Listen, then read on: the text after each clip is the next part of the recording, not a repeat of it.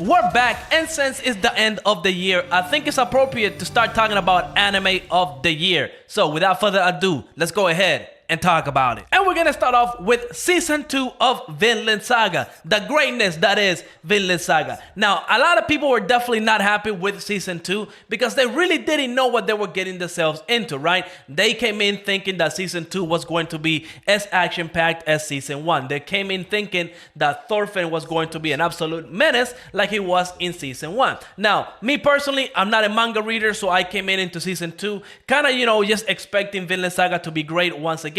And now, I wasn't the biggest fan of Thorfinn in season 1. I really just didn't like his character that much, right? He was always focused about that anger that he had in him, just trying to kill everybody and anybody. But in season 2, that completely changed. We got to see huge character development for Thorfinn, where I actually fell in love with his character. Plus, of course, we got the introduction of Einar, which his storyline is just absolutely great as well. And the action pieces that we did get in season 2 were also great. But granted, there wasn't a lot of them. And really, a lot of people were kind of, mad. They were kind of salty that Thorfinn wasn't that level of menace that he was in season 1. Which I think is really what's going to hold Vinland Saga season 2 from winning anime of the year. But I definitely do think it, at the very least, should get nominated, right? I don't think it's going to win. I do think it's greatness all around, but a lot of people were definitely not happy with the whole change up of the story. So that's why I think it's not going to win, but it is definitely going to get nominated. If it doesn't get nominated,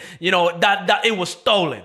Anyways, let's go ahead and move on to the next one. And that, of course, has to go to Blue Lock. I absolutely love Blue Lock. I mean, the sports anime genre, we definitely have some heavy hitters, and I think Blue Lock definitely deserves to be at the top. I mean, this came in, and I think it definitely changed up the whole, blueprint of what a sports anime should be, right? Most of these sports anime that come out, very few actually change up how the storyline goes, right? It's always about the power of friendship, how as a team we can overcome the biggest hurdles that you can possibly find. But in Blue Lock, it's more like every man for himself. You see people betraying other players. It's absolutely wild. It's definitely a big change up that we needed for this genre of anime and manga, and I'm absolutely here for it. Now, I do think the biggest flaw that Blue Lock had in this season was definitely the animation. Some animation scenes were definitely absolutely great, but then on some other ones, the CGI, you could definitely tell it wasn't on par, right? Like if you were to compare it to something like Haikyuu, I mean, yeah, Haikyuu in every single aspect when it comes to the animation department just absolutely excels in, whereas Blue Lock, maybe because it was in season 1 and, the popularity wasn't there, people really didn't know how much it was going to, react to the market. But yeah, Blue Lock came in and absolutely just destroyed everything. I mean, best-selling manga of the year. It just caught everybody by surprise. Then we had the whole, football tournaments and all that stuff where Blue Lock was just being compared to the Japan team. Yeah, it was absolutely insane just how crazy Blue Lock came in with the popularity, right? So I definitely do think it's going to get nominated, but it's one of those that, it might not just have enough to actually win anime of the year, especially with the other anime that we're going to be talking about in this video. But yeah, Blue Lock probably gonna get nominated. Anyways, let's go ahead and move on to the next anime of the year candidate, and that of course has to be Attack on Titan. Like, we can't really have a anime of the year discussion and not talk about Attack on Titan if we had an anime that year. And even though we only got that one single episode,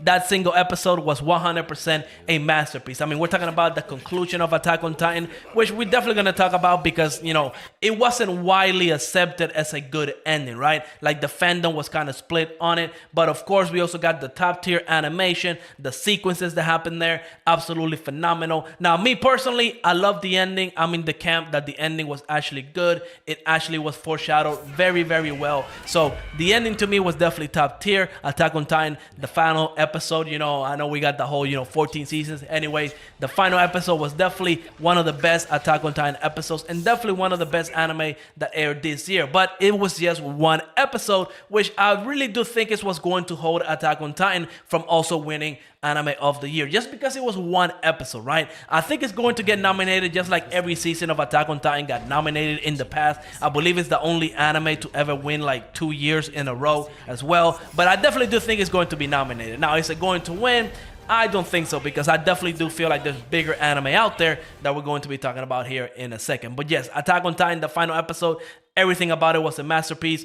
It was just one single episode, which I think that's what's going to, get the judges to not vote for Attack on Titan. But let's go ahead and move on to the next anime of the year candidate. And that, of course, has to be Oshi no Ko. Another anime that came in with a top tier episode. It was like a 2-hour special, but everything about that episode was absolutely great. Now, the animation, it doesn't really need to be that top tier because really this is more like a slice of life kind of anime, right? It's not focusing on the action sequences like fighting and stuff like that. And there's really not that many, there's not really any fight scenes here, really, right? But the art style of Oshi no Ko was definitely absolutely great. The vibrant colors just puts it out there. And of course, the big plot twist that we got in episode 1 got the whole anime community talking about Oshi no Ko, and everybody loved it, right? A lot of people were definitely watching the anime. A lot of people were reading the manga. Now, I'm not a manga reader. I did hear that some crazy stuff is happening in the manga. I don't know what's going on there, but hey, I'm just judging it based on the episodes that we got for that season, right? For this year of 2023, and everything about it to me was absolutely perfection.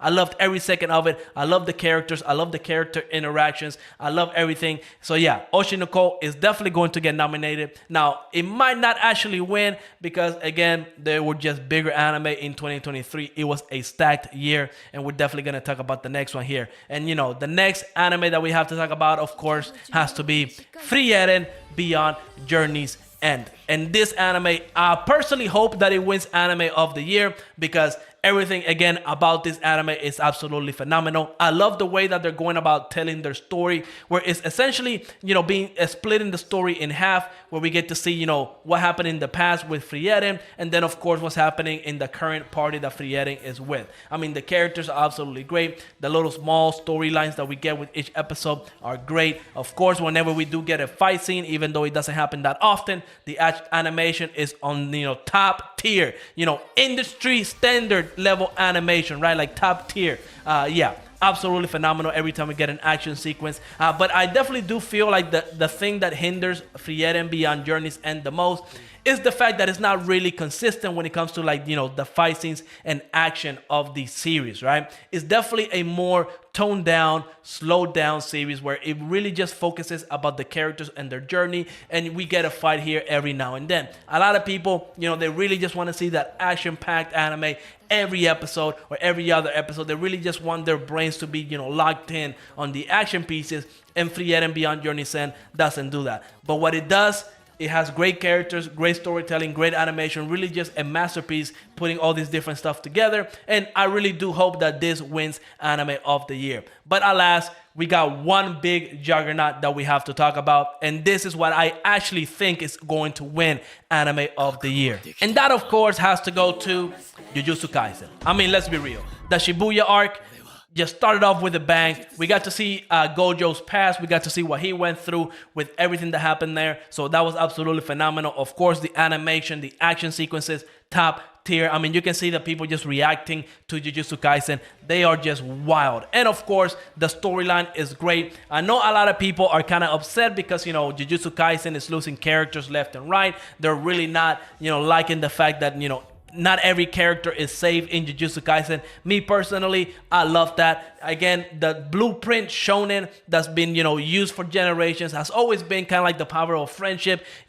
Every character is essentially safe, but Jujutsu Kaisen does not play that game. Not every character is safe. Not every character is going to survive this disaster level curses. So yeah, that's what I love about Jujutsu Kaisen, right? But then of course, on top of that, the great characters. We got Sukuna on screen. He's getting the most screen time than ever. And when he's on screen, it's absolutely just wild. It's about to go crazy here with the next arc, which was already announced. So yeah, everything about Jujutsu Kaisen this season was absolutely great. The only kind of negative thing that I can really say about Jujutsu Kaisen is the conditions of the workers. We all know MAPPA, all the the directors, the artists that came out, it was a really big controversy. So that might hold it back from winning Game of the Year because they might not want to dive into that controversy side of Jujutsu Kaisen, right? They might want to, kind of like not support it in a way, right? Anyways, yeah, I do think Jujutsu Kaisen is going to be the main winner of Anime of the Year, but hopefully, I hope Frieren Beyond Journey's End is the one that ends up winning it. But, let me know if I miss any anime. Let me know what your Anime of the Year is in the comments down below. And like always, make sure to leave a like, subscribe, and I will see you in the next episode. Peace out. Boom.